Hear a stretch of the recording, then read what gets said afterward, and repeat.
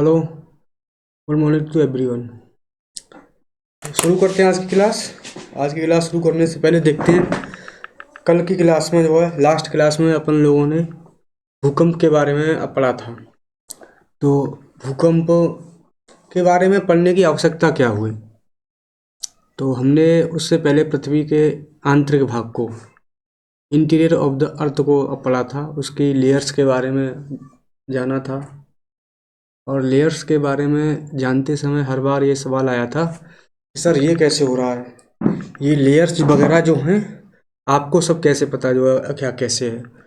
तो फिर उसके एविडेंस को जो है पढ़ना पड़ा कि पृथ्वी के आंतरिक भाग कुछ इसी तरह के हैं।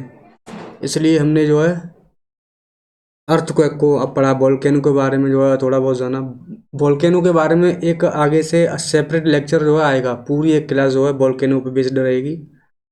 लेकिन हमने हल्का फुल्का जो है जाना, और वोल्केनो को देख के जो है मालूम पड़ा कि पृथ्वी के आंतरिक भाग में बहुत ज़्यादा ऊष्मा और जो है अनसर्टेनिटी है। उसके अलावा पृथ्वी का आंतरिक भाग एक जैसा तो बिल्कुल नहीं है। ये सब बातों को प्रूफ के तौर पे हमने जो है भूकंप का अध्ययन किया, और भूकंप में हमने जो है देखा कि एस्ट्रोनोस्फेयर में जो है मैग्मा जो है उसमें किस तरह से कन्वेक्शनल करंट जो है फ्लो हो रहा है। कन्वेक्शनल करंट के फ्लो होने से किस तरह से लिथोस्फीयर की जो निचली प्लेटें हैं या पूरा लिथोस्फीयर एस्थोनोस्फीयर पे, दुर्बलता मंडल पे तैर रहा है, और किस प्रकार से जो है भूकंप की स्थिति उत्पन्न होती है। और फिर उस भूकंप की वेव्स जो हैं, बॉडी वेव्स और सरफेस वेव्स, उनके बारे में जाना। बॉडी वेव्स जो है दो तरह की होती हैं, पी वेव्स और एस वेव्स। पी वेव्स की गति ज़्यादा होती है, एस वेव्स की गति कम होती है। फिर उनके और फीचर्स जो भी थे सबको जाना। फिर जो है सरफेस वेव्स के बारे में पढ़ा, लब वेव्स और रैले वेव्स। उसके बाद जो है देखा कि लब वेव्स सबसे ज़्यादा विनाशक होती हैं।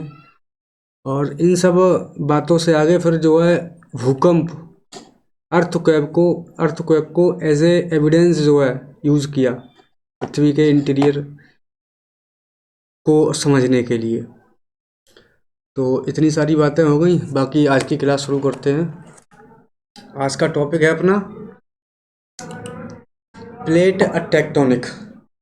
तो प्लेट टेक्टोनिक को पढ़ने से पहले, ये तो प्लेट टेक्टोनिक जो है अपना ये फाइनल रिजल्ट है ये, लेकिन इसको पढ़ने से पहले हमें जो है दो तीन थ्योरी और हैं, उनके बारे में भी जानना होगा। तीन थ्योरी वो कौन कौन सी हैं? एक तो आपकी है सी फ्लोर स्प्रेडिंग, इसका नाम मान लो आप जो है महासागरीय महासागरीय नितल नितल प्रसरण प्रसरण। ये एनसीईआरटी वगैरह या कोई और बुक्स जब आप रीड करेंगे तो वहाँ पे आपको टर्म मिलेगा, ये पढ़ना है। उससे पहले हमें पढ़ना है convectional convectional current theory current theory convectional current theory, इसे हिंदी में संवहनीय धारा सिद्धांत, संवहनीय धारा सिद्धांत। और उससे पहले हमें कॉन्टिनेंटल ड्रिफ्ट थ्योरी, महाद्वीपीय विस्थापन का सिद्धांत, महाद्वीपीय विस्थापन सिद्धांत। तो ये अपना प्लेट टेक्टोनिक तो एंड रिजल्ट है। प्लेट टेक्टोनिक अपना जो है एंड रिजल्ट है। इस एंड रिजल्ट में आने से पहले ये थ्योरी, ऐसा तो नहीं है कि किसी ने पहली बार में जो रिसर्च किया और एकदम से पूरी थ्योरी जो है बना दी, कोई पूरा कंसेप्ट जो दे दिया। उससे पहले के कुछ जो प्रयास रहे हैं जिनका एंड देन रिजल्ट है आपका प्लेट टेक्टोनिक। तो इस फाइनल रिजल्ट को देखने से पहले हम उनके पूर्व के प्रयास जिनके निष्कर्ष के तौर पे अपना प्लेट टेक्टोनिक जो है बाहर आया है। तो उससे पहले हम जो है कॉन्टिनेंटल ड्रिफ्ट थ्योरी को जो है देखेंगे। उसके बाद अपना जो है कन्वेक्शनल करंट थ्योरी को, फिर जो है सी फ्लोर स्प्रेडिंग महासागरीय नितल प्रसरण। हम जो है क्लास 6 से लेकर और 12th तक जो है पास हो जाते हैं, बट आज तक यही समझ में नहीं आया कि आखिर ये है क्या, कैसे हो रहा है। बस पढ़ाई के नाम पे एनसीईआरटी वगैरह जो है रट के याद करके बैठे हैं, एग्जाम दे आए, बस किसी तरह से पास हो गए। और उधर अपना जो है स्कूल में फीस जो है भर भर के दिए जा रहे हैं, बस से जा रहे हैं साहब, बस से आ रहे हैं। बट जो है ना तो पढ़ने वालों ने आज तक सही से पढ़ाया, ना पढ़ाने वालों ने सही से। तो पढ़ने वाले और पढ़ाने वालों ने दोनों ने किसी से इसको जो है ठीक से नहीं पढ़ा और नहीं पढ़ाया।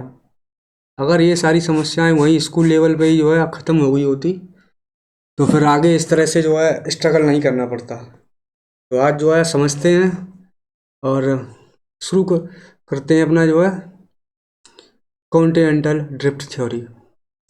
कॉन्टिनेंट से बेसिकली आप क्या समझ पा रहे हैं? महाद्वीप, महाद्वीप भूमि का, या फिर यूं कहें कि भूमि का कोई बड़ा हिस्सा, लैंड मास। अब ये लैंड मास ड्रिफ्ट, धीरे धीरे मूवमेंट करना है, यानी स्लोली मूवमेंट, बहुत धीमे धीमे जो है एक स्थान से दूसरे स्थान की तरफ जो है मूव कर रहे हैं, किसी भी दिशा में, नीचे ऊपर दाएं बाएं, लेकिन इतना पता है कि ये जो है मूव कर रहे हैं किसी भी दिशा में। तो सबसे पहले तो इसी पे जो है बात करेंगे। वैसे तो आपको तो जो है अब पता है कि हाँ, वो परसों वाली क्लास में अपन लोगों ने देखा था कि ऊपर जो है लिथोस्फीयर है, यहाँ पे जो है 100 किलोमीटर तक। उसके बाद अपना जो है एस्थोनोस्फीयर है, और ये एस्थोनोस्फीयर के ऊपर जो है लिथोस्फीयर तैर रहा है। जब इसमें कन्वेक्शनल करंट जो है मूवमेंट करता है वर्टिकल दिशा में, वर्टिकल दिशा में, तो ये प्लेट्स जो है इस मूवमेंट के साथ जो है जाना शुरू कर देती हैं, जिससे यहाँ पे फॉल्ट वगैरह क्रिएट हो जाता है, और उससे तुम्हारा लावा बाहर आ जाता है, और भूकंप भी जो है बन जाते हैं। तो आप अब पढ़ चुके हैं इसलिए आपको पता है। बट इमेजिन करो कि ऐसा अब पहला व्यक्ति जिसने ये सिद्धांत दिया होगा, तो उसने भी तो बहुत सारी प्रॉब्लम्स को फेस किया होगा, बहुत सारे निष्कर्ष निकाले होंगे, बहुत सारी रिसर्च वगैरह की होगी, तो उसे ये सब चीज़ें नहीं मालूम थी। उन्होंने तो बस ऐसे ही जो है चीज़ें हुई। तो बात है सन 1912 की। सन 1912 में जर्मन मीट्रोलॉजिस्ट, जर्मन मौसम विज्ञानी अल्फ्रेड वेगनर, याद रखना है, 1912, जर्मन मौसम विज्ञानी अल्फ्रेड वेगनर, अल्फ्रेड वेगनर एक बार अंटार्कटिका गए कुछ मौसम से असंबंधित जो है रिसर्च वगैरह करने के लिए। जब वो अंटार्कटिका गए तो उन्होंने वहाँ पे देखा कि जो है कुछ एक जीवाश्म मिले उनको। बस ऐसे ही जो है रेंडमली जा रहे थे, तो वहाँ चलते चलते कुछ एक जीवाश्म उनके जो पैर से वहाँ टकराया। सामान्य जीवन होता तो बस यूँ धक्का मार के जो है वो निकल जाता, बट जो है वैज्ञानिक, और वो भी मौसम विज्ञानी, और तो थोड़ा शार्प माइंड तो रहता ही है। तो उन्होंने देखा कि जो है यहाँ पे इतना वहाँ ठंडा क्षेत्र है, जहाँ पे कोई भी जो है वनस्पति नहीं है, मानव का उतना रहन सहन भी नहीं है, लेकिन ये जीवाश्म यहाँ पे कैसे? मैंने पिछली क्लास में आपको बताया था कि वहाँ उतना जो है मौसम अनुकूल नहीं है कि लोग वहाँ पे रहें, खेती बाड़ी हो, पेड़ पौधे हों, वो सब वहाँ नहीं है। तो भाई दिमाग उनका सनका कि जो है यहाँ पे जीवाश्म जो है किस तरह से मिले। तो उन जीवाश्मों को लेकर जो है उन्होंने बहुत सारी रिसर्च की।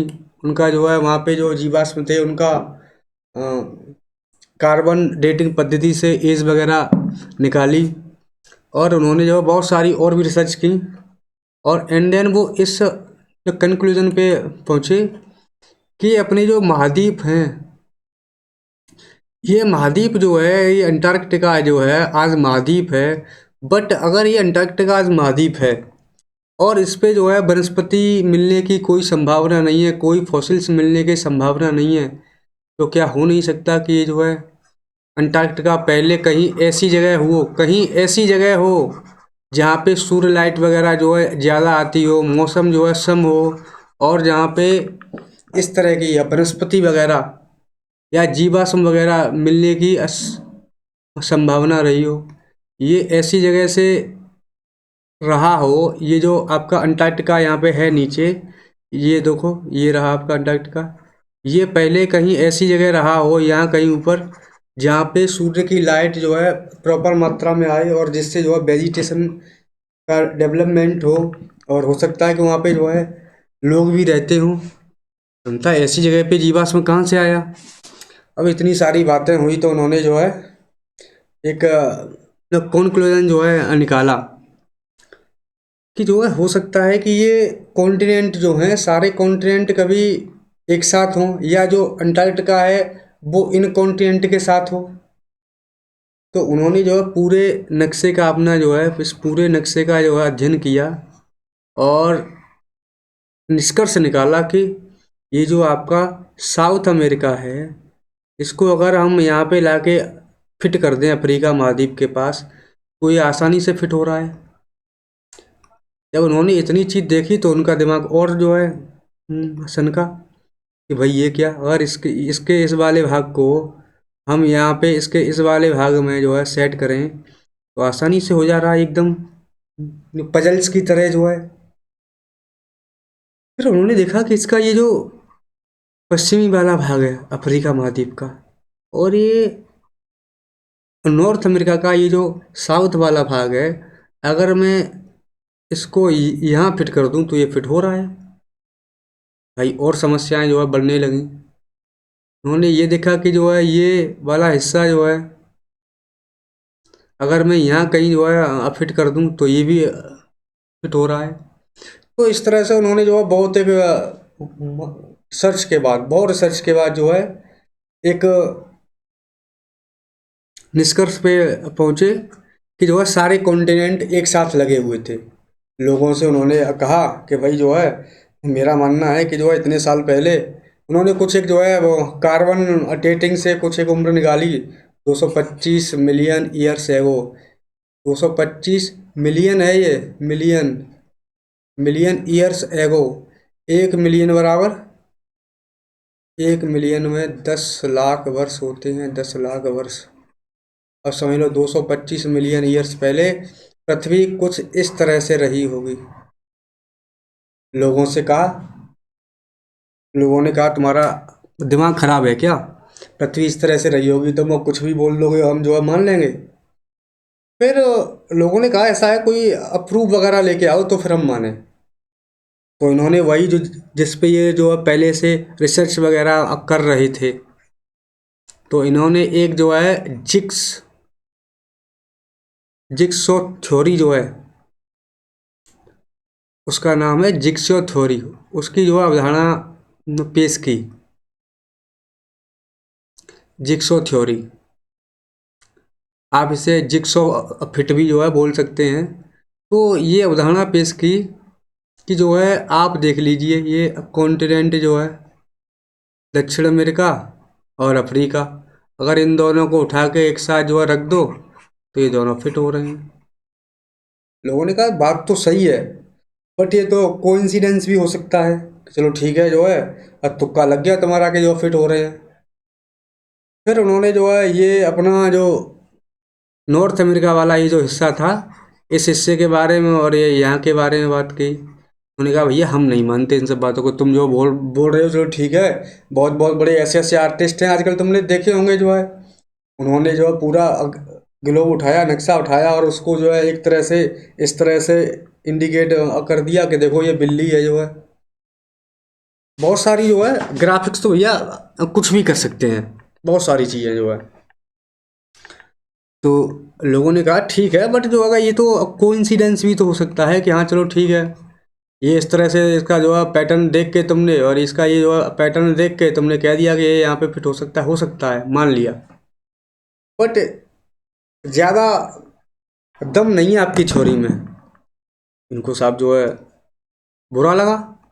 उन्होंने कहा भाई मैं तुमको सही सही बात बता रहा हूँ, और अंटार्कटिका में जहाँ पे जीवाश्म मिलने की कोई संभावना नहीं है वहाँ पे जीवाश्म मिले हैं। मैंने उसके बाद रिसर्च की है और इतना एनालाइज किया है कि हाँ, ये अंटार्कटिका हो सकता है पहले यहाँ कहीं हो।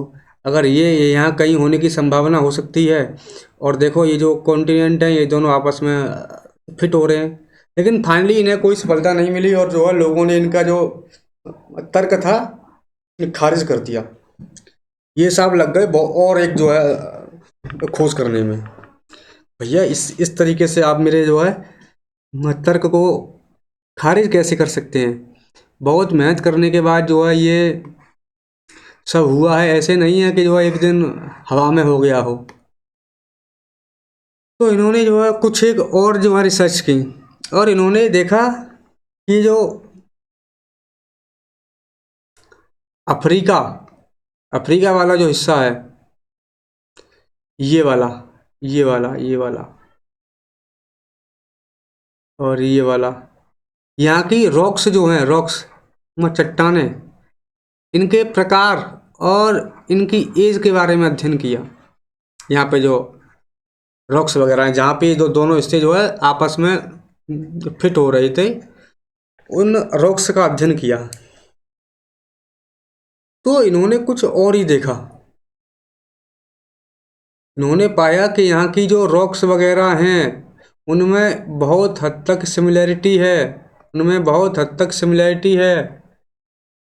ये देख लो आप जो है यहाँ की जो रॉक्स वगैरह हैं इनमें एकदम जो है सिमिलर पैटर्न पाया गया। ये यहाँ पे एकदम सिमिलर, यहाँ की रॉक्स की एज और टाइप्स दोनों एकदम सिमिलर, दोनों एकदम सिमिलर।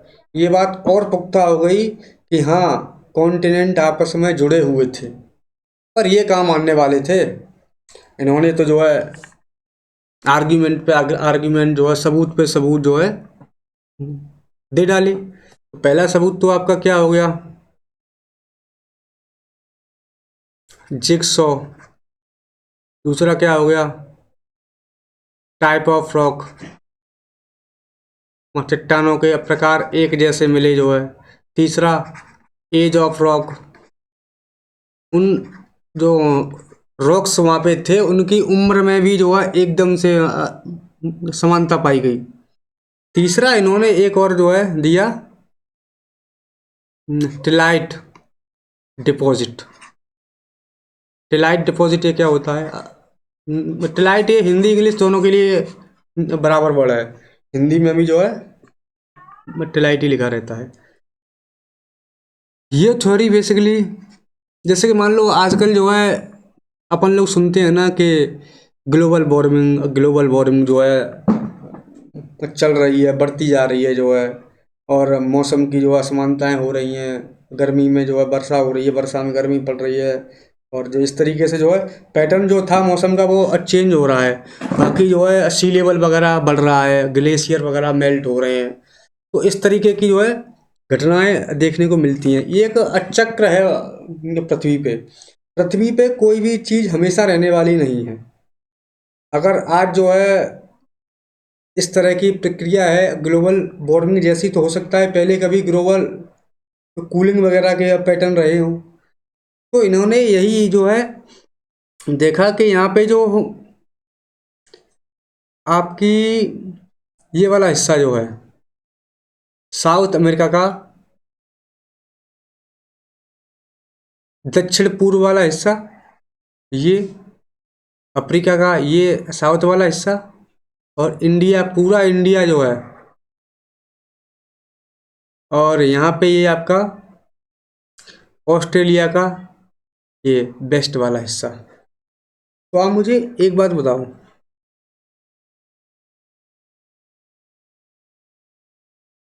आपने देखा है कि हिमालय से जो है,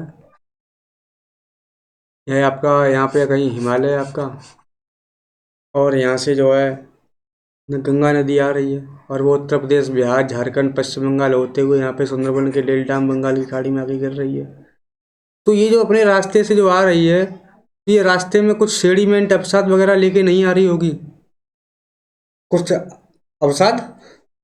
तो आज जो है ये नदियां बह रही हैं, जो पानी बह रहा है जिनमें, और उस पानी के साथ जो है सेडिमेंट्स अवसाद जो है अपने साथ बहाकर ला रही हैं, और जो है समुद्र के किनारे वहाँ जमा कर रही हैं। जब आइस एज होगी, जब हिमानी युग होगा, जो है जिस समय ज़्यादातर बर्फ रही होगी, तो हिमानी युग में जब चेंजिंग के पैटर्न आए होंगे, बर्फ जो है हल्की फुल्की जो है पिघलना शुरू हुई होगी, तो क्या वो अपने पिघलते टाइम जो है अवसाद लेके नहीं आई होगी अपने साथ, कुछ सेडिमेंट्स वगैरह लेके नहीं आई होगी। बर्फ का पिघलना, बर्फ के पिघलने से तो बनता है पानी, लेकिन अभी जो है टेम्परेचर बहुत हाई हो रखा है। उस समय जब हिमानी युग रहा होगा, तो बर्फ बहुत स्लोली स्लोली जो है मूव की होगी। इस तरीके से ये पैटर्न है आपका। अगर यही पानी का पैटर्न देखें तो उसकी जो है गति होती है बहुत तेज, और ये बर्फ जो है धीरे धीरे जो है इस तरीके से जो है धीरे धीरे जो है फ्लो करती है, और अपने साथ कुछ अवसाद भी लेके आती है, डिपॉजिट्स वगैरह जो है, सेडिमेंट्स वगैरह। तो उन्हीं सेडिमेंट्स को हम जो है टिलाइट डिपॉजिट बुला रहे हैं, टिलाइट डिपॉजिट। टिलाइट डिपॉजिट क्या है? ग्लेशियर ग्लेशियर ग्लेशियर्स के द्वारा द्वारा जमा किए गए अवसाद। ये क्वेश्चन जो है सीधा सीधा क्वेश्चन आएगा, तो आएगा भी तो इतना ही आएगा कि टिलाइज डिपॉजिट जो है क्या है, तो इसका सीधा सीधा उत्तर रहेगा ग्लेशियर्स के द्वारा जमा किए गए अवसाद। तो जब ये अवसाद जो है उस समय जमा कर दिए ग्लेशियर्स ने, और इन्होंने इन जब रोकों की जो है, जो रॉक्स थे यहाँ के, इनका अध्ययन किया, तो इन्होंने पाया कि जो है यहाँ पे जो ये कॉन्टिनेंट आपस में लगे हुए हैं ना, साउथ अमेरिका, अफ्रीका का जो नीचे वाला हिस्सा, अंटार्कटिका पूरा, ऑस्ट्रेलिया का ये हिस्सा, और इंडिया का ये भाग जो है, इन पूरे सिस्टम में, इस पूरे रीजन में जो टिलाइस डिपॉजिट थे, उनमें समानता पाई गई। तो ये भी एक जो है अप्रूव हो गया कि हाँ भैया जो है ये सभी कभी इकट्ठे रहे होंगे।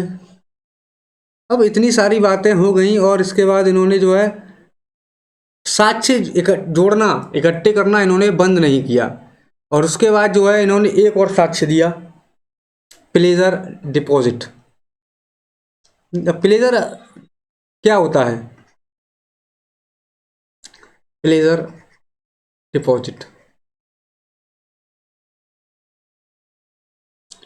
अर्थात रिच मिनरल्स, मिनरल्स जो होते हैं ना, रिच मिनरल्स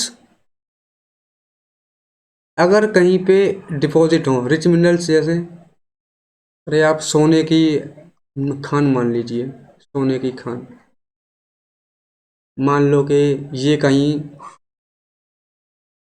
आपका जो है खान है सोने की, किसी प्लेटू वगैरह में नीचे जो है किस तरह से बनती है, क्या है वो अपना आगे वाला मैटर है, वो सब जो है देखेंगे। तो इस तरीके से ये खान है, यहाँ पे सोना मिलता है, और अगर इसका जो है आधा भाग टूट के इधर मूव कर जाए कहीं 1000-2000 किलोमीटर दूर, तो क्या,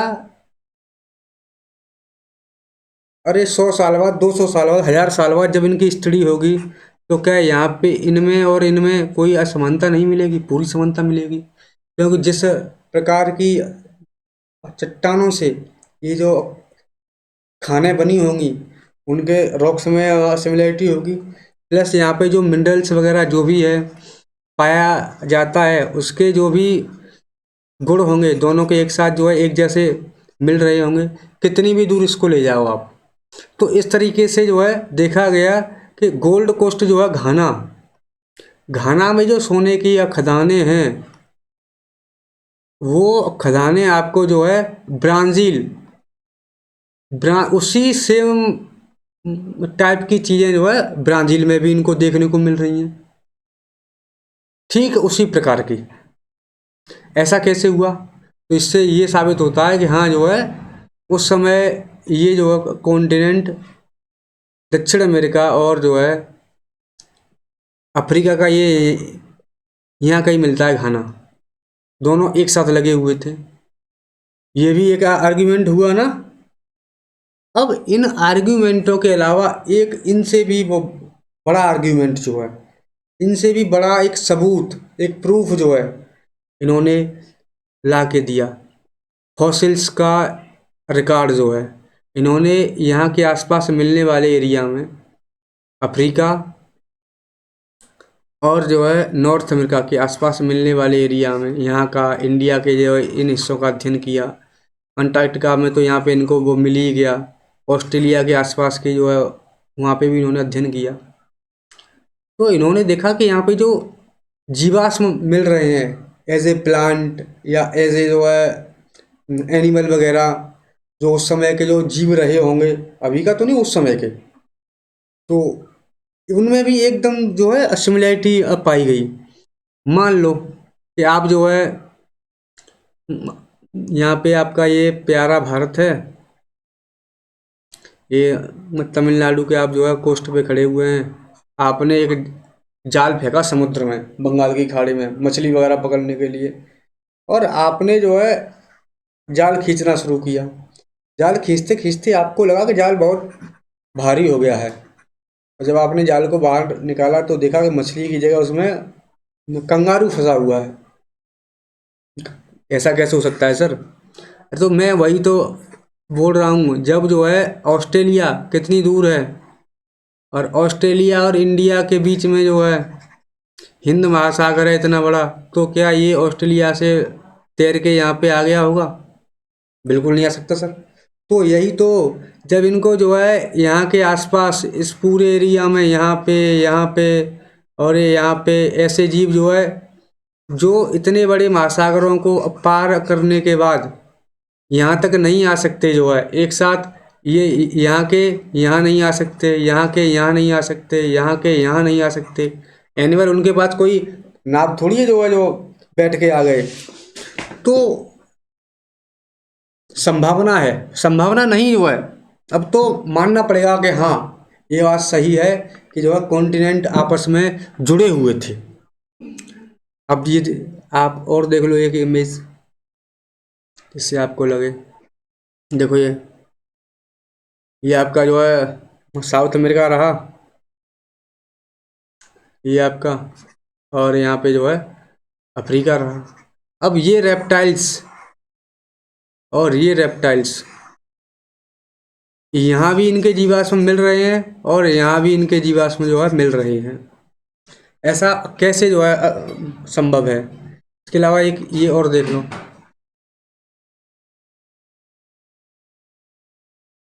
ये मेसासोरस जो है, मेसोसोरस जो है नाम का जीव, ये दक्षिण अमेरिका के इस हिस्से में मिल रहा है, अफ्रीका के इस हिस्से में मिल रहा है, दोनों जगह इसके जीवाश्म मिल रहे हैं।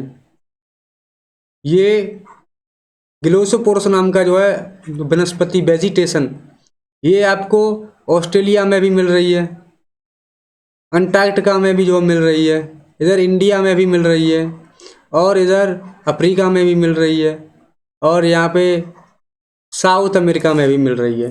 ये कैसे असंभव है?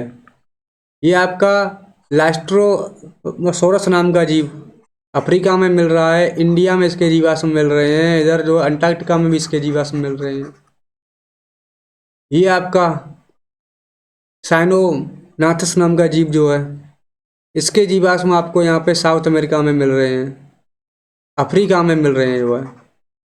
तो इन सब चीज़ों से साबित नहीं होता कि कॉन्टिनेंट एक दूसरे से लगे हुए थे, जो है बिल्कुल लगे हुए थे।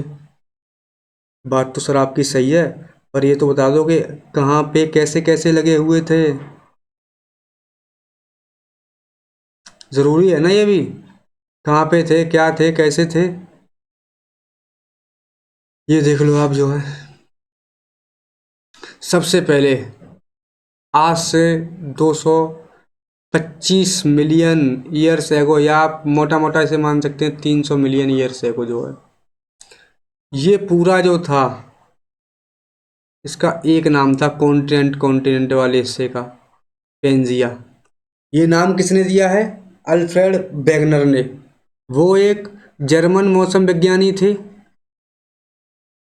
तो उन्होंने अपनी भाषा में इसको नाम दिया पेंजिया। पेंजिया का अर्थ होता है ए होल लैंड मास, ये पृथ्वी का एक संपूर्ण भाग, ए होल लैंड मास। और जो पानी वाला क्षेत्र था, ये पानी भी तो है पृथ्वी पे, पानी वाले क्षेत्र को इन्होंने नाम दिया पेंथालासा, पेंथालासा। पानी वाले क्षेत्र उस समय मतलब जो महासागर रहा होगा, एक ही महासागर था उस समय, पेंथालासा।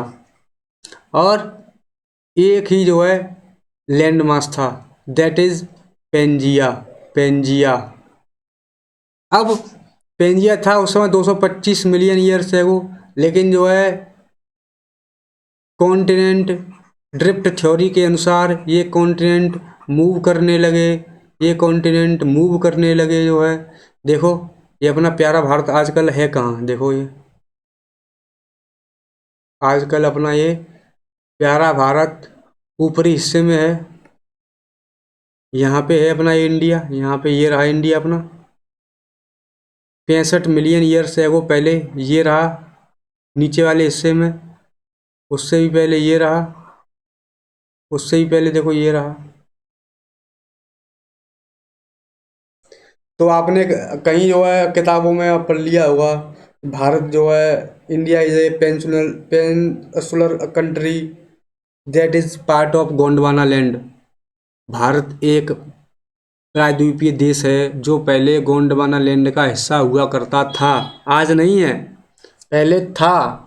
आज तो ये नॉर्थ हेमिस्फीयर में है, और नॉर्थ ये रहा आपका नॉर्थ हेमिस्फीयर में है आज तो ये, और ये एशिया में लगा हुआ है। पहले ये साउथ हेमिस्फीयर में था, साउथ हेमिस्फीयर वाले क्षेत्र को वहाँ पे गोंडवाना लैंड बोल रहे थे अपन। तो अब साहब ये कहानी आ गई आपकी, एक जो है पेंजिया था जमीन वाला भाग, और एक तो पेंथालासा था समुद्र वाला भाग। उसके बाद जो है कॉन्टिनेंटल ड्रिफ्ट थ्योरी अपना कार्य करती रही, और ये कॉन्टिनेंट मूव होते रहे अलग अलग दिशाओं में। फिर इसके दो पार्ट बन गए, कॉन्टिनेंट दो हिस्सों में टूट गया।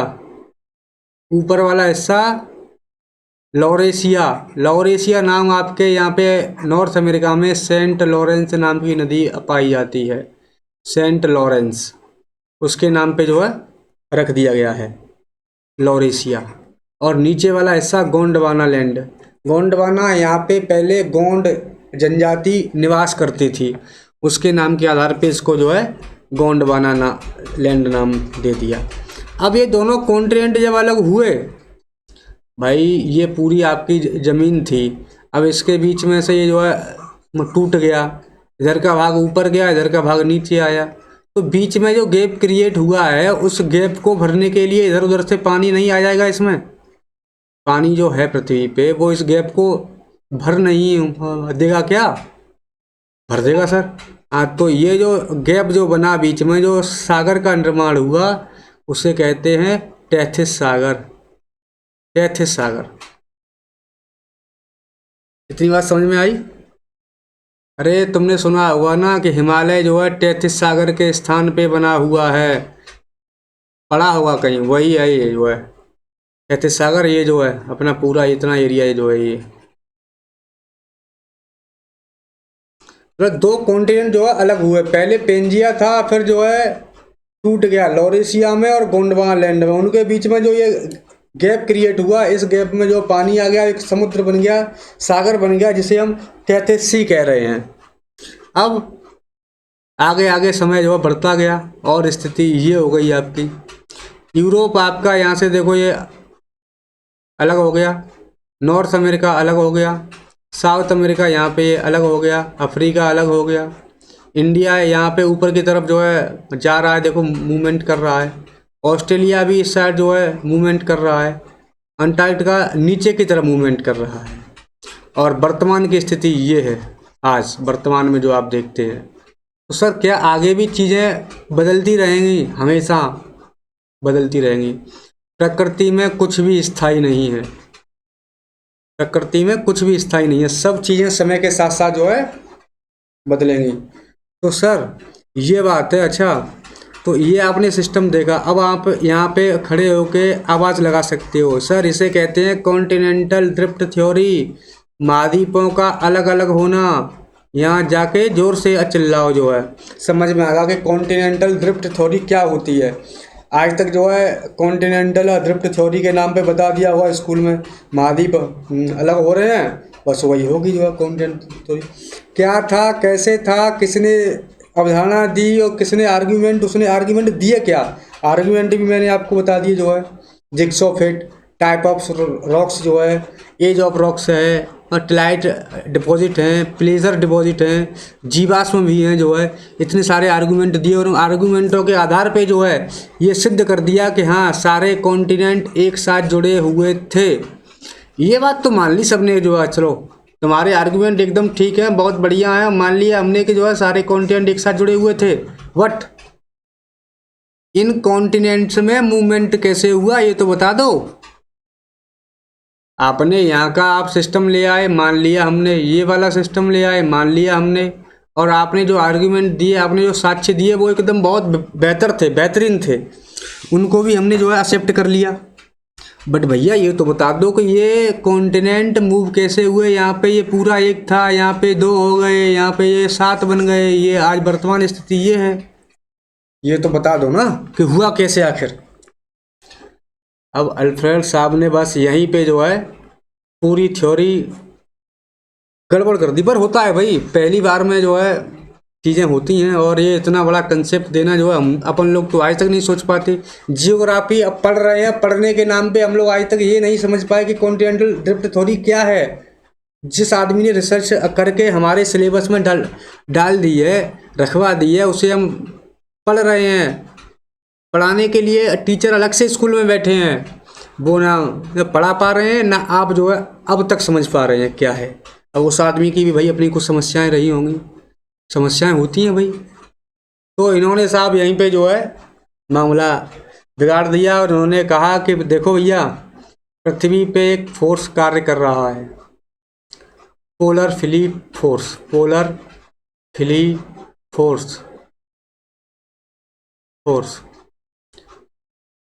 ध्रुवों की ओर से, ये नॉर्थ पोल, इसका यहाँ पे साउथ पोल, ध्रुवों से एक बल कार्य कर रहा है जो चीज़ों को, जो लैंड मासेस को अपनी तरफ खींच रहा है।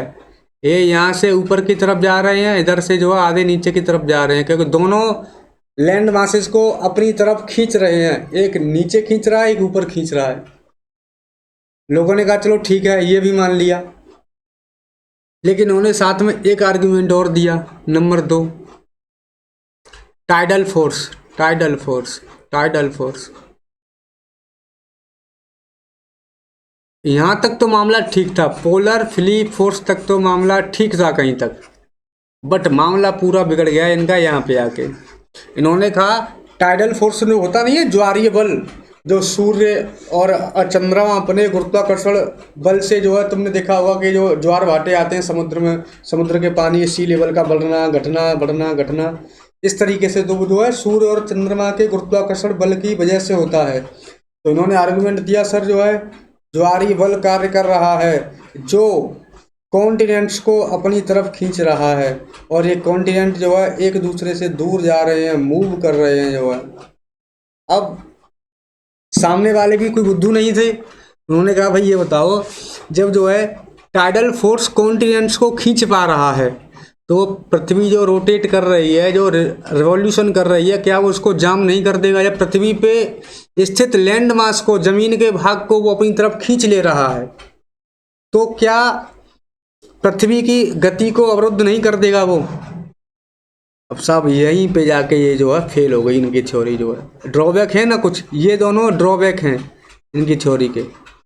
कोई पूछ ले कि उनके ड्रॉबैक क्या हैं, उनकी विफलताएं क्या हैं, तो ये यह बताने में अब विफल हो गए कि इनका मूवमेंट कैसे हुआ, ये जो जा रही हैं दिशाएं ऊपर नीचे, ये जो कंटेंट मूव कर रहे हैं, इनका मूवमेंट की वजह क्या है, ये बताने में साबी आप असफल हो गए। अब इस थ्योरी को जो है उस समय से थोड़ा समय बीता और जो है एक वैज्ञानिक थे जो है आर्थर होम्स।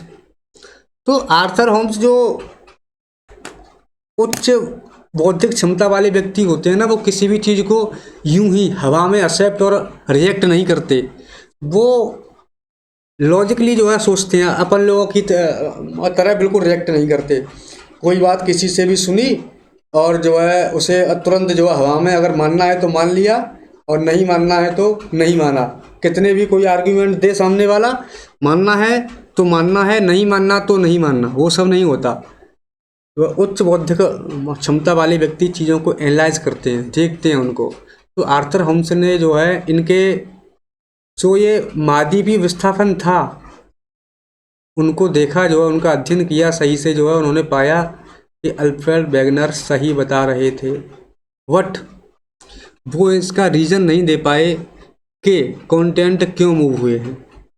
तो आर्थर होम्स ने जो भी रिसर्च वगैरह की और अपन लोगों ने जो कन्वेक्शनल करंट, संवहनीय धारा सिद्धांत, कन्वेक्शनल करंट जो देखा था ना, ये सिद्धांत दिया आर्थर होम्स ने। और आ जाए तो ध्यान रखना, आर्थर होम्स ने कौन सा सिद्धांत है, ये पढ़ चुके हैं अपन लोग इसके बारे में, अगर याद है तो बताओ। ये वाला। तो आर्थर होम्स ने ये सिद्धांत दिया और कहा कि हाँ ये बात सही है कि कॉन्टिनेंट मूव कर रहे हैं, लेकिन मूव करने की वजह कन्वेक्शनल करंट थ्योरी है। तो ये ज़्यादा कुछ नहीं बता पाए, बट इन्होंने इतना कहा कि हाँ मूव करने की वजह कन्वेक्शनल करंट थ्योरी है। पृथ्वी के अंदर, लिथोस्फीयर के अंदर, एस्थोनोस्फीयर में, मतलब ये चीज़ उस समय पता नहीं थी। इन्होंने एक आइडिया लगाया कि हाँ ऐसा हो सकता है कि पृथ्वी के अंदर जो है कोई ऐसा भाग रहा हो, चैम्बर रहा हो, जहाँ पे ये मैग्मा जो है इस तरह से मूवमेंट कर रहा हो। अब इस तरह से मूवमेंट क्यों होगा, बताया था पहले ही, क्योंकि अंदर जो है रेडियो एक्टिव एलिमेंट हैं, रेडियो धर्मी पदार्थ हैं जो है हीट उत्पन्न कर रहे हैं। जब नीचे से हीट उत्पन्न होगी तो इनमें मूवमेंट होगा, इनके पार्टिकल्स में मूवमेंट हुआ, ये गए, ऊपर था लिथोस्फीयर, इसने इनको इस दिशा में जो है मोड़ दिया। अब ये लिथोस्फीयर की जो रॉक्स हैं, जो चट्टाने हैं, जो प्लेटें हैं, वो ध्रुवलता मंडल एस्थोनोस्फीयर पे जो है तैर रही हैं, ये भी जो है अपना मूवमेंट शुरू कर देंगी। और मूवमेंट शुरू कर देंगी तो इनमें यहाँ पे एक फॉल्ट वगैरह जो है अब क्रिएट हो जाएगा, जो है फॉल्ट क्रिएट होगा। देखो ये जो फॉल्ट है, ये वाला फॉल्ट क्रिएट हो जाएगा, यहाँ से ज्वालामुखी आ सकता है, भूकंप की वजह बन सकता है ये, और एक कॉन्टिनेंट भी जो है मूव कर सकते हैं। ये जो प्लेटें हैं ये जो है मूव कर सकती हैं इस तरीके से। तो इतना बता पाए बस ये कि हाँ पृथ्वी के आंतरिक भाग में एक फोर्स कार्य कर रहा है जिससे अपन लोग कन्वेक्शनल करंट कह रहे हैं, और उसके मूवमेंट से जो है प्लेटों का मूवमेंट हो रहा है, और इस तरीके से जो है ये प्लेटें या जो है महाद्वीप जो है एक जगह से दूसरी जगह पे विस्थापित हो रहे हैं, ड्रिफ्ट कर रहे हैं जो है। अब ये इतना सिद्धांत जो है देने के बाद अपना चुप हो गए। तो अब तक अपन लोगों ने जो है जो पढ़ा है उसको एक बार रिवाइज कर लेते हैं, जिससे कि अपनी मेहनत पे पानी न फिरे, याद रहे सब कुछ। क्योंकि स्कूल टाइम में तो ये सब हो नहीं पाता, जो है आपने भी स्कूल में जो है देखा होगा, पढ़ा होगा, बस बुक्स से ऐसे ही रट्टा मार लिया होगा, बस नंबर पूरे आ जाएं, स्पेलिंग याद कर लूँ और जो है रट्टा मार लूँ। आज समझने की बारी है कि चीज़ें कैसे कैसे हुई हैं। सबसे पहले 1912 अल्फ्रेड वेगनर अंटार्कटिका गए, वहाँ पे उनको फॉसिल मिला। फॉसिल के आधार पे उन्होंने अनुमान लगाया कि अंटार्कटिका पहले कहीं ऐसी जगह हो सकता है जहाँ पे जो है धूप, सूरज तप की मात्रा आती हो और उस तरीके से वहाँ पे जो है वेजिटेशन वगैरह या ह्यूमन लिविंग वगैरह वो सारी चीज़ें अब पॉसिबल हों, जिसके बाद यहाँ पे जो है जीवाश्म वगैरह मिले हैं। और तो उन्होंने देखा कि हाँ ये जो है कॉन्टिनेंट एक दूसरे में फिट हो सकते हैं, उन्होंने ये बात लोगों के सामने रखी। लोगों ने नहीं माना, उनसे आर्ग्यूमेंट जो है मांगे गए। उन्होंने आर्ग्यूमेंट दिए, जिग्स ऑफ फिट वाला, type of rocks, age of rocks जो है, अटलाइट डिपॉजिट, प्लेसर डिपॉजिट, और आपका ये जीवाश्म जो है फॉसिल वगैरह। अब इतने सारे आर्गुमेंट दिए बट जो है वो नहीं बता पाए कि कॉन्टिनेंट मूव क्यों कर रहे हैं। उसके बाद साहब आपके आए आर्थर होम ने जो है आपका दिया कन्वेक्शनल करंट थ्योरी, और उन्होंने बताया कि पृथ्वी के आंतरिक भाग में एक जो है बल कार्य कर रहा है वर्टिकली ऊपर की तरफ। वो क्यों कर रहा है? रेडियो एक्टिव एलिमेंट की वजह से। इसलिए जो है ये प्लेटें जो है मूवमेंट करती हैं। इतना बता गए साहब ये। अब इन सब बातों को एक आदमी और ऑब्जर्व अब कर रहा था, वो इन सब बातों को देख रहा था, सुन रहा था, इनके बारे में रिसर्च कर रहा था, और उस व्यक्ति का नाम था हैरी हेस। क्या नाम था? हैरी हेस। हैरी हेस ने एक संकल्पना जो दी है उसे हम लोग कहते हैं सी फ्लोर स्प्रेडिंग।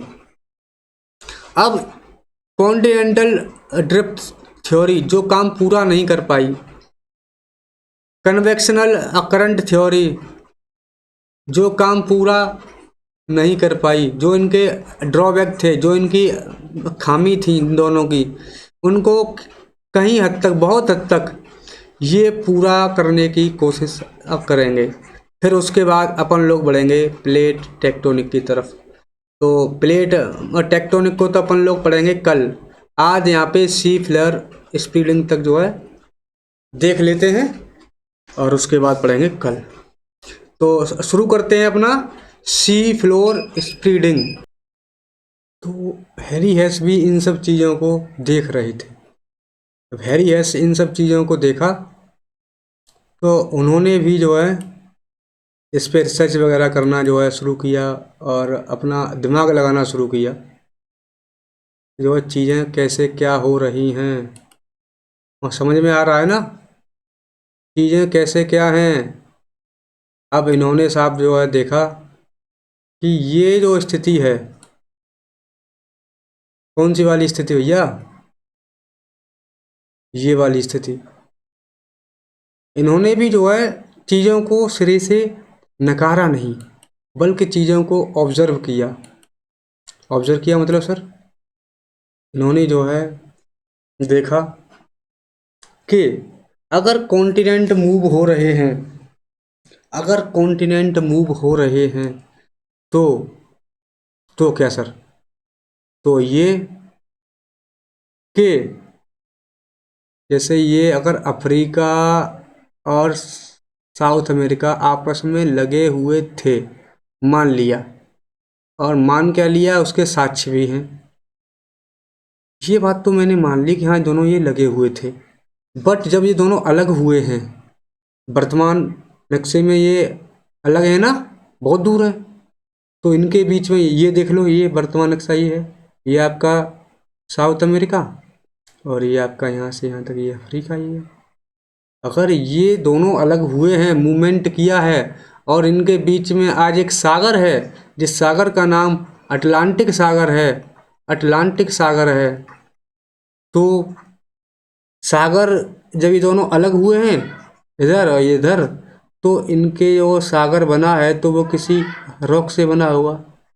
अगर मैं इस समुद्र के गहरे तल में जाऊं और देखूं कि वहाँ कोई ऐसा रास्ता है जहाँ से मैग्मा लावा बाहर आया हो और उसने इस रॉक का निर्माण किया हो, सागर के अंदर जो रॉक है, जो ओशियनिक क्रस्ट है, महासागरीय भूपर्पटी है, उसका निर्माण किया हो, अगर मुझे यहाँ कोई रास्ता मिल गया तो ये बात बिल्कुल प्रूव हो जाएगी कि हाँ कॉन्टिनेंट मूव कर रहे हैं। अब साहब इतनी सी बात थी कि जो है कूद गए अटलांटिक में।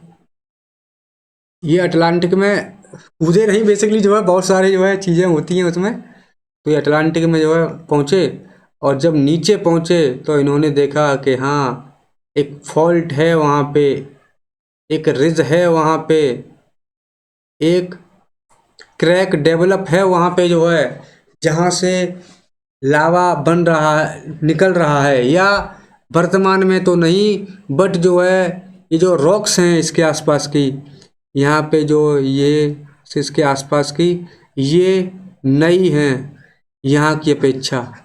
अर्थात ये रॉक्स पहले की हैं, ये रॉक्स बाद की हैं, बट ये भी रॉक्स जो है सीमा से बनी हैं, और इन रॉक्स में भी सीमा है। बताया था ना पिछली बार के, कॉन्टिनेंटल क्रस्ट में सियाल होता है और ओशियन क्रस्ट में सीमा होता है। सीमा सियाल कैसे पता है, अब जो है भूल गए? भूल तो नहीं गए आप लोग? इसी तरीके से ये जब जो है यहाँ पे क्रैक डेवलप होगा, क्रैक डेवलप होगा यहाँ पे, यहाँ से जो लावा आएगा वो लावा कहाँ से आ रहा है? मेंटल से, और मेंटल में क्या है? सीमा। करेक्ट। यहाँ पे जो लावा आ रहा है इस फॉल्ट को डेवलप होने के बाद, वो लावा आपका मेंटल से आ रहा है, लिथोस्फीयर से आ रहा है, और एस्थोनोस्फीयर से आ रहा है, और एस्थोनोस्फीयर आपका जो है सीमा से बना हुआ है। इसलिए ये जो ओशियन क्रस्ट है वो सीमा से बना हुआ है। इतनी बात क्लियर हो गई?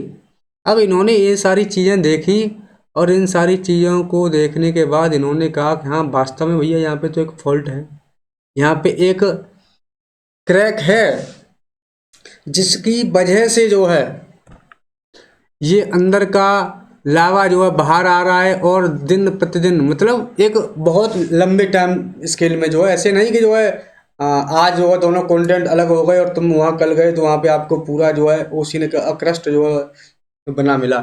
ये मिलियंस ईयर्स एगो, ये बहुत दसियों लाख बीसियों लाख जो है वर्ष की बात है। एक दिन में यहाँ अब कुछ भी नहीं हो रहा है कि यहाँ पे जो है आलू डाला और जो है सोना निकाला, राहुल गांधी जी की तरह। ऐसा नहीं है बिल्कुल भी जो है, यहाँ पे ये प्रोसेस बहुत लंबे समय की है।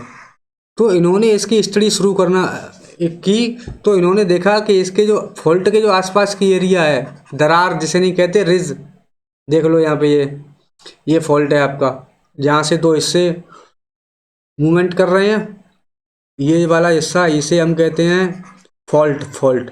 और ये जो पूरा हिस्सा है ये, जहाँ पे जैसे कि ये दोनों हिस्से अलग हुए, पहले ये हिस्सा और ये हिस्सा, दोनों हिस्से एकदम पास में रहे होंगे।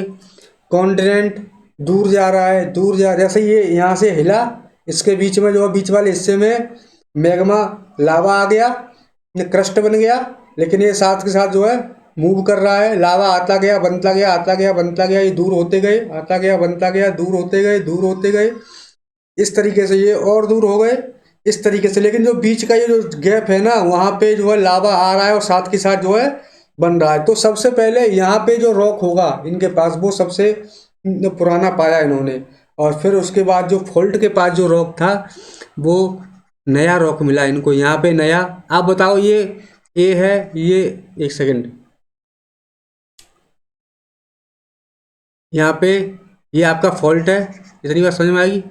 ये ए है, ये बी है, ये सी है, ये डी है, इधर ए बी सी और डी। बताओ जो है कौन सी जगह पे आपको ओल्ड रॉक मिलेगा, जो है पुरानी चट्टानें कहाँ पे मिलेंगी?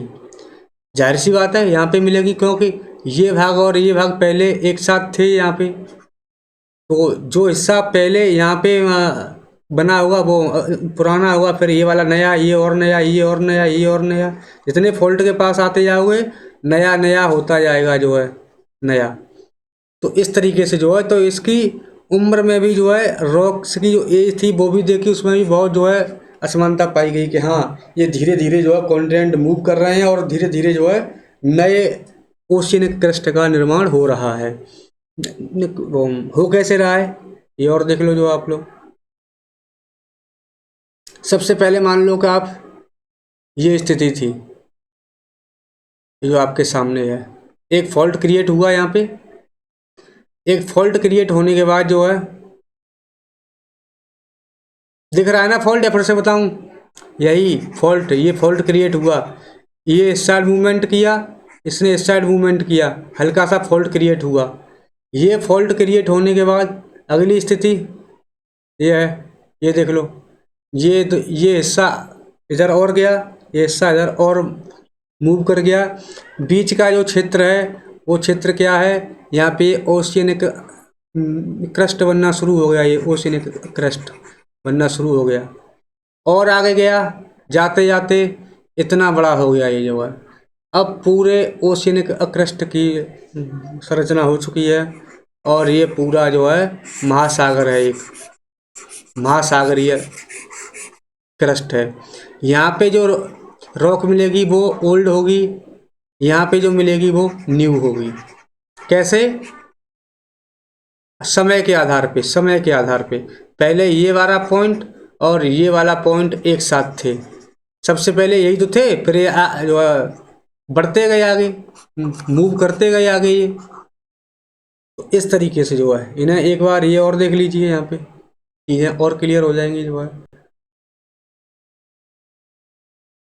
सबसे पहले ये यहाँ पे हल्का सा फॉल्ट हुआ, ये इस तरफ गया, ये इस तरफ गया, हल्का सा जो है फॉल्ट यहाँ पे, ये जो है दरार वगैरह देखने को मिली। फिर ये, फिर ये। अब इससे कुछ याद आ रहा है? हाँ सर, याद आ रहा है कि जो पहले पेंजिया था, तो पेंजिया जब जो है, और पेंथालासा था। पेंजिया दो भागों में टूटा, इधर ये मान लो लॉरेशिया, इधर ये जो है गोंडवाना लैंड, तो सर बीच में टेथिस सी बन गया था, इसी तरीके से बना था वो। क्लियर? ये देख लो, ये डायग्राम, ये दोनों इससे दूर होते जा रहे हैं, दोनों इससे ये दूर होते जा रहे हैं, और ये बीच में जो ओशियनिक क्रस्ट का निर्माण होता जा रहा है। तो इन्होंने इन रॉक्स का अध्ययन किया, उम्र का पता लगाया, तो इन्होंने कहा कि हाँ ये जो है रॉक्स में जो है लाखों ईयर्स का जो है अंतर है, और हाँ वास्तव में जो है कॉन्टिनेंट मूव कर रहे हैं, और कॉन्टिनेंट मूव करने के बाद जो है बीच में जो महासागर है, इस महासागर के बीच में एक रिज है, एक फॉल्ट है, जिसके माध्यम से मैग्मा बाहर आ रहा है, मैग्मा बाहर आ रहा है, और नए ओशियनिक क्रस्ट का निर्माण हो रहा है। उसके बाद अभी जो है कुछ साल पूर्व जो है एक ओशियनिक सर्वे वगैरह हुआ, तो उसमें जो कुछ रॉक्स वगैरह थे, तो उनके बारे में स्टडी की गई जो है, मैग्नेट स्ट्रिप। और हाँ ये देख लो, रिज आता रहता है ना कि रिज क्या होते हैं, फॉल्ट क्या होता है, वो सब चीज़ें। ये जो हिस्सा है ये है फॉल्ट, क्रैक, दरार। ये जो इसके बाद जो लावा यहाँ से आया, यहाँ पे गिरा, जमा हो गया, समय के साथ सूख गया, रॉक बन गई, इसे कह रहे हैं रिज, रिज। और बाकी गर्त वगैरह क्या होता है वो देखेंगे आगे जो है, ट्रेंच जिसे कहते हैं, ट्रेंच। तो ये आपका जो है ट्रेंच को आगे देखेंगे, उससे पहले ये आपका रिज है, और ये फॉल्ट है, ये भी रिज है, ये भी रिज है, ये भी रिज है, ये भी रिज है, और ये जो बीच का स्थान है ये फॉल्ट है, जहाँ से मैग्मा या लावा जो है बाहर आ रहा होता है, वो फॉल्ट होता है बेसिकली। लावा जमा होने के बाद जो सूख के रॉक बन जा रही है ऊंची, से अपन लोग जो है रिज कह रहे होते हैं। तो जो सर्वे हुआ उसका नाम था मैग्नेटिक स्ट्रिप, अर्थात रॉक्स, जो वहाँ के जो महासागरीय रॉक्स थे उनके जो है मैग्नेट, मतलब ध्रुवीयता उनकी जो है चेक की गई। मैग्नेटिक पोलरिटी, मैग्नेटिक पोलरिटी मतलब जैसे आपको पता हो कोई लोहे की रॉड हो, अगर उसमें विद्युत प्रवाहित की जाए तो एक मैग्नेटिक फील्ड का निर्माण करती है, एक मैग्नेटिक फील्ड का निर्माण करती है, जो जिसकी दिशा किसी भी तरह हो सकती है, उसके आयरन के, उसके जो पार्टिकल मिनरल्स के मूवमेंट के अनुसार जो है, पार्टिकल्स जो हैं, चार्ज पार्टिकल वो किस दिशा में मूव कर रहे हैं उसके हिसाब से इसका जो है हो सकता है ये इसकी दिशा उल्टी भी हो जो है, ये जो फ्लो इसका इस तरफ से है, और हो सकता है कि इसका फ्लो उल्टा हो जाए समय के आधार पे, क्योंकि हमेशा तो कोई चीज़ नहीं रहने वाली। यहाँ से इसका फ्लो हो जाए तो इसकी पोलैरिटी जो है जो बदल जाएगी। पृथ्वी की पोलैरिटी भी समय के साथ बदलती रही है। सबूत क्या है? सबूत है ये ओशियनिक रॉक्स की जब पोलैरिटी जो है मैग्नेटिक पोलैरिटी चेक की गई तो इन्होंने पाया कि वर्तमान स्थिति में वर्तमान जो रोग है उनकी पोलैरिटी नॉर्थ टू साउथ है, नॉर्थ टू साउथ है। उससे पहले की जो पोलैरिटी है वो साउथ टू नॉर्थ है। ये नॉर्थ टू साउथ, ये साउथ टू नॉर्थ। मतलब पृथ्वी की मैग्नेटिक ध्रुवीयता भी चेंज होती रही है, बदलती रही है। मतलब सर कहना क्या चाहते हो? कहना ये चाहता हूँ, 1 सेकेंड, कहना ये चाहता हूँ कि अपनी पृथ्वी की इनर कोर सॉलिड है, बिल्कुल सॉलिड है, सॉलिड है सर। उसके चारों ओर आउटर कोर लिक्विड है, लिक्विड है। मूवमेंट भी हो रहा है, किस दिशा में हो रहा है? तो ये पोलरता ध्रुवीयता को देख के हम मालूम पड़ता है। अगर इस तरीके से मूवमेंट हो रहा है नीचे की तरफ तो ये मैग्नेट, ये आपके जो है ठोस, ये लोहे की रॉड का कार्य करेगी। ये पार्टिकल्स जो हैं ये विद्युत के प्रवाह का कार्य करेंगे, और ये पृथ्वी एक मैग्नेट फील्ड का निर्माण करेगी, अपने मैग्नेटिक फील्ड का निर्माण करेगी। बात समझ में आ रही है ना? और इसकी दिशा, मैग्नेटिक फील्ड की दिशा इस तरीके से होगी जो है north to south, north to south. लेकिन इन वैज्ञानिकों ने तो कुछ और ही पाया यहाँ पे कि पृथ्वी की ध्रुवीयता अभी नॉर्थ टू साउथ है, सही है। जो रिज फॉल्ट के पास जो रिज है उसमें जो चट्टाने हैं, जैसे एक बार ऐसे आप समझ लो, आपके पास जो है कोई एक लावा है, मैग्मा है, इसमें विभिन्न प्रकार के पार्टिकल्स हैं जो है, और ये मैग्मा है, अभी जमा नहीं है, ये रॉक में तब्दील नहीं हुआ है। इसके सामने आपने एक मैग्नेट जो है रख दी, क्या रख दी? मैग्नेट आपने जो है रख दी यहाँ पे। तो ये मैग्नेट जो है इसमें जो लोह कण होंगे, जो आयरन पार्टिकल्स होंगे उनको अपनी तरफ आकर्षित करेगी, जो चार्ज पार्टिकल्स होंगे उनको अपनी तरफ। तो यहाँ पे जितने भी चार्ज पार्टिकल थे वो इस मैग्नेट के कारण आकर्षित होकर इस एंड पे जमा हो जाएंगे। इतनी बात सही है? यहाँ आके जमा हो जाएंगे क्योंकि ये मैग्नेट उनको अपनी तरफ खींच रहा है। अब ये यहाँ पे जमा हो गए, समय के साथ ये मैग्मा या लावा रॉक बन गया। जब रॉक बन गया तो ये जो पार्टिकल्स थे इसी दिशा में सेट मिलेंगे आपको, या नॉर्थ में मान लो जो है नॉर्थ पोलैरिटी है तो इसके सारे जो है ये जो भी इसके जो है पार्टिकल्स थे, ये पार्टिकल्स यहाँ पे आके जमा हो जाएंगे सारे के सारे। समय के साथ ये रॉक बन गया, इसका अध्ययन हुआ तो पाया कि यहाँ पे सारे चार्ज पार्टिकल्स यहाँ पे जमा थे इसके नॉर्थ वाले साउथ हिस्से में। बाकी जो उससे पहले का था उसमें देखा गया कि इसके सारे चार्ज पार्टिकल्स साउथ वाले हिस्से में जमा थे, क्योंकि मैग्नेटिक फील्ड साउथ थी। तो इससे ये निष्कर्ष निकाला गया कि पृथ्वी की ध्रुवीयता भी चेंज होती रहती है, और इससे अभी उत्तर की ध्रुवीयता है तो पहले कभी दक्षिण ध्रुवीयता भी रही होगी। तो मतलब ध्रुवीयता एक दिन में चेंज होने वाला पैटर्न नहीं है, लाखों हजारों साल लगते हैं इन सब चीज़ों को चेंज होने में। अर्थात महासागरीय जो भूप्रपटी है उसका निर्माण हजारों सालों में हुआ है, और कॉन्टिनेंट भी हजारों सालों में मूव करते हैं। अर्थात उनका जो सिद्धांत था कि कॉन्टिनेंट ड्रिफ्ट थ्योरी वो एकदम ठीक था, बट उनके कुछ ड्रॉबैक थे, उन्हें संभालने की कोशिश की आर्थर होम्स ने कन्वेक्शनल अकरंट थ्योरी के तहत, पर उसके भी जो कुछ कमियां बची थी उन्हें संभालने की कोशिश की हैरी हेस ने। किसने? हैरी हेस ने। अब ये आपकी जो है अब तक हो गई सी स्प्रेडिंग थ्योरी। अब अपन लोग जो है इसके बाद और तो आज कुछ ऐसा है नहीं पढ़ने वाला। अपन लोग कल पढ़ेंगे प्लेट और टेक्टोनिक। तो आज की क्लास, हाँ उससे पहले ये और देख लो एक बार। ऐसा नहीं है कि जो है उससे पहले सारी आकृतियाँ उसी टाइप की थी जो है पृथ्वी की, उससे पहले नहीं थी। ये अपन लोग आज की स्थिति ये है प्रेजेंट में। इससे पहले ये लॉरेशिया और गोंडवाना थे। पेंजिया से शुरू किया था अपन लोगों ने 300 मिलियन ईयर्स एगो। उससे पहले भी तो जो है पृथ्वी के अलग अलग डायग्राम्स हैं ये। पेनोटिया, रोडिनिया, कोलंबिया जो है, कैनोलैंड, इस तरह के ये। और ये यूएर, ये बालीवारा। तो पृथ्वी की आकृति जो है इन पृथ्वी के जो कॉन्टिनेंट हैं पृथ्वी पे जो, वो मूव हमेशा से करते आए हैं। ऐसा नहीं है कि आज ही जो अभी से शुरू हो गए करना, वो शुरू से हम मूव करते आए हैं।